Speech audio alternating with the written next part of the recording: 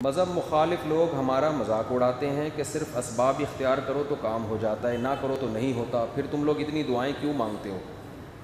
اس لیے مانگتے ہیں کہ اسباب اختیار کرنے سے کام جب اللہ چاہے گا تو ہوتا ہے، اللہ نہیں چاہتا تو نہیں ہوتا۔ سمجھتے ہو؟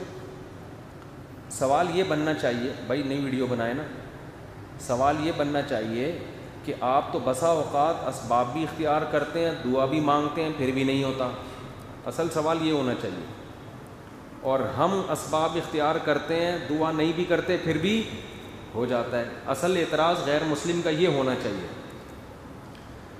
غیر مسلم کو ہم پہ یہ اعتراض ہونا چاہیے کہ غیر مسلم یہ کہے کہ ہم اسباب اختیار نہیں کرتے ہیں، دعا نہیں مانگتے، پھر بھی کام ہو جاتا ہے، اور مسلمانوں کو دیکھا ہے اسباب اختیار کرتے بھی ہیں، ساتھ میں دعا بھی مانگتے ہیں، پھر بھی کام نہیں ہوتا۔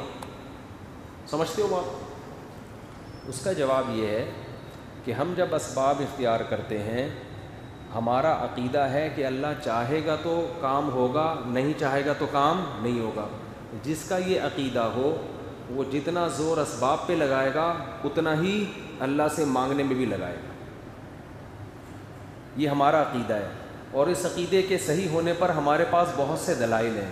ان میں ایک بڑی دلیل یہ ہے کہ جس نے اس کائنات کو بنایا اس کی مرضی کے بغیر اس کائنات میں ایک پتا بھی نہیں ہلتا، جس کے پاس اتنی طاقتیں ہیں کہ بچہ پیدا ہوتا ہے تو ماں کی چھاتیوں میں دودھ پیدا کر دیتا ہے، وہ جو اتنا پاورفل ہوگا، کیا اس کی مرضی کے بغیر اسباب میں جان پڑ سکتی ہے؟ کتنی بار ایسا ہوتا ہے کہ غیر مسلم بھی سبب اختیار کرتا ہے، رزلٹ اس کا زیرو ہوتا ہے۔ تو ہمارا یہ عقیدہ ہے، اور اس عقیدے کے درست ہونے پر ہمارے پاس اس کے علاوہ بہت دلائل ہیں۔ رہا یہ مسئلہ کہ پھر ایسا ہوتا کیوں نہیں ہے کہ ہم اسباب بھی اختیار کر رہے ہیں، دعا بھی مانگ رہے ہیں، نتیجہ نہیں نکل رہا، تو بھائی ایسا اس لیے نہیں ہوتا کہ ہم نے یہ کہا ہے کہ کام ہونے کی طاقت اللہ کے پاس ہے، کرے نہ کرے اس میں ہماری مرضی نہیں چلے گی، کس کی مرضی چلے گی؟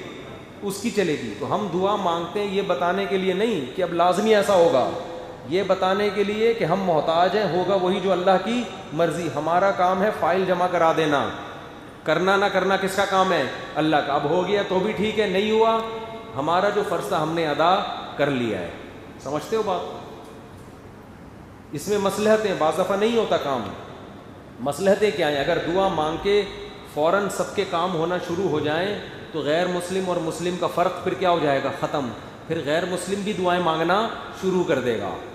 اللہ چاہتے ہیں کہ مجھ سے وہ مانگے جس کا مجھ پر ایمان ہے بغیر دیکھے۔ دیکھنے والوں کا ایمان اللہ کے ہاں معتبر نہیں ہے۔ سمجھتے ہو؟